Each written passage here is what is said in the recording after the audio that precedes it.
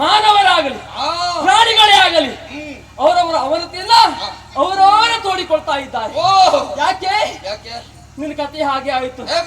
ದೇವತೆಗಳಿಗೆ ಕಷ್ಟ ಕೊಟ್ಟಯ್ಯ, ಗೋಬ್ರಹ್ಮಣ ಶಿಕ್ಷಣ ಕೊಟ್ಟಕ್ಕೆ ಬಂದಾದಯ್ಯ. ಇನ್ನು ನಿನ್ನ ಆಟ ನಡೆಯುವುದಿಲ್ಲ. ಯಾಕೆ? ಜಗನ್ಮಾತೆಯಾದ ನಾನು ನಿನ್ನನ್ನು ಕೊಂದೇ ಮುಗಿಸುತ್ತೇನೆ. ನೀನು ಕೊಂತೀಯೋ? ನೀನು ಕೊಲ್ಲುವುದು ನನ್ನನ್ನಲ್ಲ, ನಾನೇ ನಿನ್ನನ್ನು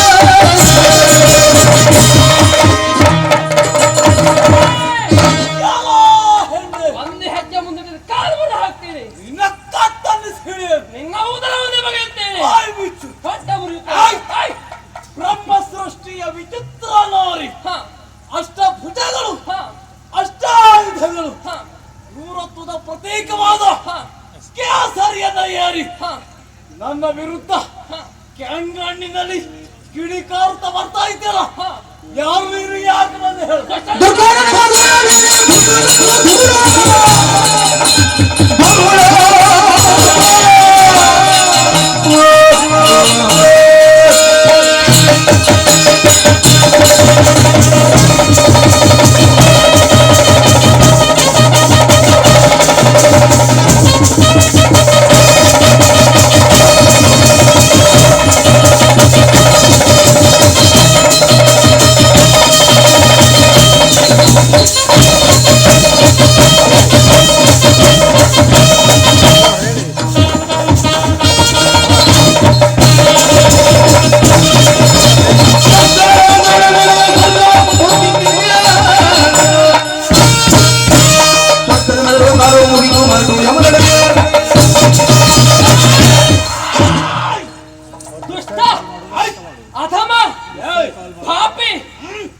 ಏನು ಮಾಡಿಬಿಟ್ಟೆ ನೀನು?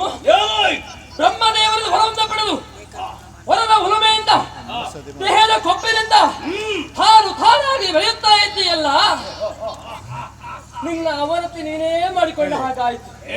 ಹೀಗೋ ನೋಡು, ಬ್ರಹ್ಮದೇವ ಹೊರನು ಕೊಟ್ಟ ಕಾರಣಕ್ಕಾಗಿ ಒಳ್ಳೆ ಕಾರ್ಯ ಮಾಡಬೇಕಿತ್ತು. ಏನು ಮಾಡಿದೆ? ಒಳ್ಳೆ ಕಾರ್ಯ ಜೀವನದಲ್ಲಿ ಒಂದೊಂದೂ ನೀನು ಮಾಡಲಿಲ್ಲ. ನನಗೆ ನಮಗೆ ಬೇಕಾದ್ದು ಎಲ್ಲ ಒಳ್ಳೆ ಕಾರ್ಯವನ್ನೇ ಮಾಡಿದ್ದೇನೆ. ಹಾಗಂತ ನಿನಗೆ ಮನಸ್ಸು ಕೊಡ್ಲಿಲ್ಲ. ನಾನು ಏನು ಮಾಡಿದ್ದೆ? ದೇವಲೋಕಕ್ಕೆ ಹೋದೆ ನೀನು. ದೇವಲೋಕವನ್ನು ವಶ ಮಾಡಿಕೊಂಡೆಯಾ? ಮಾಡಿದೆ. ಗೋಬ್ರಾಹ್ಮಣರಿಗೆ ಶಿಕ್ಷಣ ಕೊಟ್ಟೆಯಾ? ಕೊಟ್ಟೆ. ಋಷಿಗಳಿಗೆ ತೊಂದರೆ ಕೊಟ್ಟೆಯಾ? ಗರ್ಭಿಣಿಯ ಗರ್ಭಪಾತವನ್ನು ಮಾಡಿದೆಯಾ? ಮಾಡಿದೆ. ಗರ್ಭಿಣಿಯ ಗರ್ಭಪಾತ, ಶಿಶು ಹತ್ಯೆ, ಗೋ ಹತ್ಯೆ ಇದೆಲ್ಲ ಮಾಡಿ ಪಂಚಪಾತಕವನ್ನು ಮಾಡಿಕೊಂಡಿದ್ದೀಯಾ? ಈಗ ಅಷ್ಟಾವಚನ ನಾರಿ ನಾನು ನಿನ್ನನ್ನು ಕೊಲ್ಲಕ್ಕೆ ಹೋದ ಅಯ್ಯೋ ನಿಜ ನಾನು.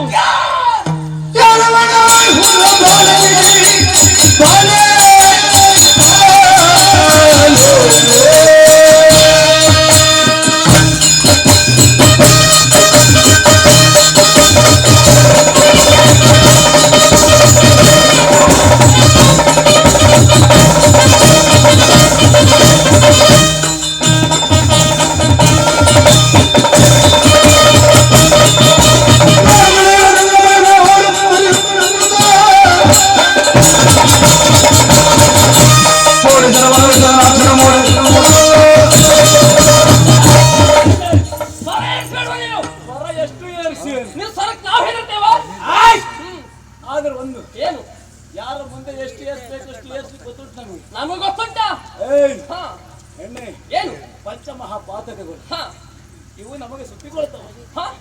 ಯಾವುದು ಪಾಪ ಯಾವುದು ಅನ್ಯಾಯ? ನೀನು ಮಾಡುವುದಲ್ಲ ಪಾಪವೇ. ಯಾವುದು ಧರ್ಮ ಯಾವುದು ಅಧರ್ಮ? ಯಾವುದು ಧರ್ಮ ಯಾವುದು ಅಧರ್ಮ? ಧರ್ಮ ಎನ್ನುವುದು ಧರ್ಮ ಸೂಕ್ಷ್ಮ ಅಂತ ಹೇಳುತ್ತಾರೆ ಕೆಲವರು. ನಿಮಗೆ ಯಾವುದು ಧರ್ಮವಾಗಿ ಕಂಡಿತು ನಮ್ಮಂತವರಿಗೆ ಅದು ಅಧರ್ಮವಾಗುತ್ತದೆ. ಹುಲಿ ಯಾವತ್ತಾದ್ರೂ ಹುಲ್ಲು ಮೇಯುತ್ತದೇನೆ? ಇಲ್ಲ, ಮಾಂಸವನ್ನೇ ತಿನ್ನುವುದು. ಕಂಡಂತಹ ಪ್ರಾಣಿಗಳನ್ನು ಮುರಿದು ಮುಕ್ಕುವುದು ಅದು ಅದರ ಧರ್ಮ. ಗೊತ್ತು ನನಗೆ. ದಾನವರಿಗೆ ಪರಹಿಂಸೆಯ ಧರ್ಮ. ಸ್ವರ್ಗಲೋಕದ ಅಧಿಕಾರವನ್ನು ಬಯಸಿದೆ. ನನ್ನ ತೋಳ್ಬಲದಿಂದ ಹೊರಬಲದಿಂದ ಪಡೆದಿದ್ದೇನೆ.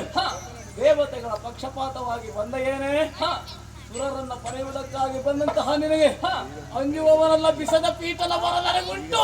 ಹೌದಾ ದುರ್ಗಾಸುರ? ಈ ಪ್ರಪಂಚದಲ್ಲಿ ಹುಟ್ಟಿದ ಮೇಲೆ ಒಳ್ಳೆಯವರಾಗಿ ಬದುಕಬೇಕು. 3 ದಿನ ಒಳ್ಳೆಯವರಾಗಿ ಸಾಯುವುದು ಒಳಿತು. ಹಾಗಂತ 100 ದಿನ ಕೆಟ್ಟದ್ರೆ ಮಾಡಿದ ಏನು ಪ್ರಯೋಜನ ಉಂಟು ಹೇಳು?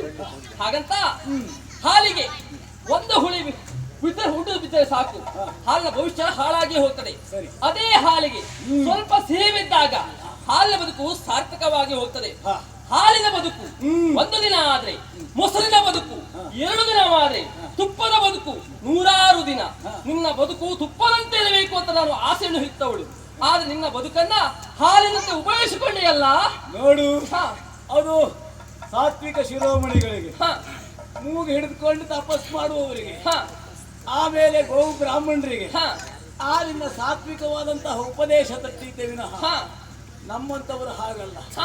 ಎಷ್ಟು ದಿನ ಬದುಕಿದ್ದೇವೆ ಎನ್ನುವುದು ಮುಖ್ಯ ಅಲ್ಲ. ಬದುಕಿನ ಅರೆ ಕ್ಷಣವಾದರೂ ನಮ್ಮ ಚಾಪು ಏನು ಎನ್ನುವುದಾಗಿ ಲೋಕಮತಕ್ಕೆ ಒತ್ತಿ ನಮ್ಮ ಮುದ್ರೆಯನ್ನು ಪ್ರತಿಷ್ಠಾಪಿಸಿ ಹೋಗುವವರು ನಾವು. ಇದು ಏನು ಹೇಳುತ್ತೇನೆ ಕೇಳು. ಸ್ವರ್ಗಲೋಕದ ಪೀಠ ನನ್ನ ವಶವಾಗಿದೆ. ನನಗೆ ಮದುವೆ ಆಗಲಿಲ್ಲ, ನಿನಗೂ ಒಂದು ಅವಕಾಶ ಕೊಡ್ತೇನೆ. ನಿನ್ನ 8 ಕೈ, ನಿನ್ನ ಸಿಂಹ ಇದೆಲ್ಲ ನಮಗೆ ಲೆಕ್ಕಕ್ಕಲ್ಲ. 3 ಮೂರ್ತಿಗಳಲ್ಲಿ ಕೈಯಲ್ಲಿರುವಂತಹ ಎಲ್ಲಾ ಆಯುಧಗಳು ನಿನ್ನ ಕೈಯಲ್ಲುಂಟು. ಅವರೆಲ್ಲ ಹೆದರಿಕೊಂಡು ನಿನ್ನ ಮೊರೆಯನ್ನು ಸೇರಿರಬಹುದು. ಲೋಕ ನಾಯಕ ನಾನಿದ್ದೇನೆ, ನೀನು ಲೋಕ ನಾಯಕಿ ಅಂದುಕೊಳ್ಳುವುದಾದ್ರೆ ನನ್ನ ತೊಡೆಯೇರು. ಕೋಣಿನ ಮುಂದೆ ವೀಣೆಯನ್ನು ನುಡಿಸಿದ್ರೆ ಏನು ಪ್ರಯೋಜನ? ಅದು ವೀಣೆ ಬಾರಿಸುವವರಿಗೆ ಬಿಟ್ಟರು. ಕತ್ತಲೆಯಿರುವುದು ಕಸ್ತೂರಿಯ ಪರಿಮಳ. ಆದ್ರೆ ಅದ್ರ ಮುಂದೆ ಕಸ್ತೂರಿ ಕೊಡುವವರು ಯೋಚನೆ ಮಾಡುದು. ನಿನಗೆ ಹಿತೋಪದೇಶ ಗೀತೋಪದೇಶ ಯಾವ ಉಪದೇಶ ಹೇಳಿದ್ರು ನೀನು ಕೇಳುವುದೇ ಯಾವದಾನ ನಿನಗಿಲ್ಲ.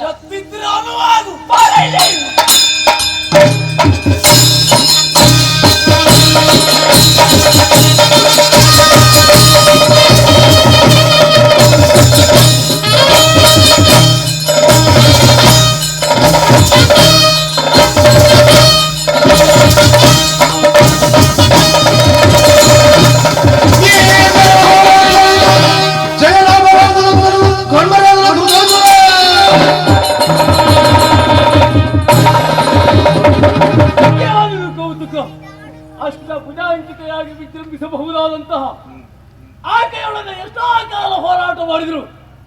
ದುರ್ಗಾಸುರನಿಗೆ ಜಯವಿಲ್ಲವಲ್ಲ. ಏನನ್ನು ಮಾಡಲಿ?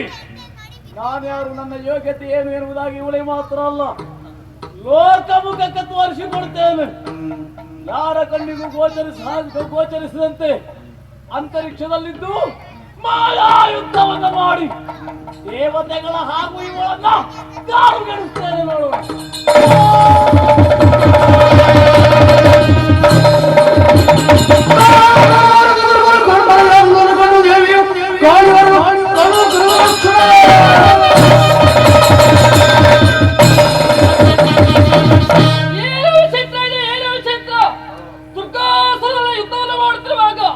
ಇದ್ದಕ್ಕಿದ್ದ ಹಾಗೆ ಮಾಯವಾದನಲ್ಲ ಅವ ಮಾಯೆ. ಆದರೆ ನಾನೇ ಆದಿ ಮಾಯೆ. ಆದರೆ ಅತ್ತಳ ವಿತ್ತಳ ಸುತ್ತಳ ಪಾತಳ ರಸಾತಳ ತಳಾತಳ ಎಲ್ಲಿಯಾಡಿ ಕಂಡಿದ್ರು ಅವನ ಹುಡುಕಿ ತರ್ತೇನೆ. ನಾನಾಗಿ ಹೋಗುದಲ್ಲ ಮಗಳೇ ಕಾಳ ರಾತ್ರೆಯ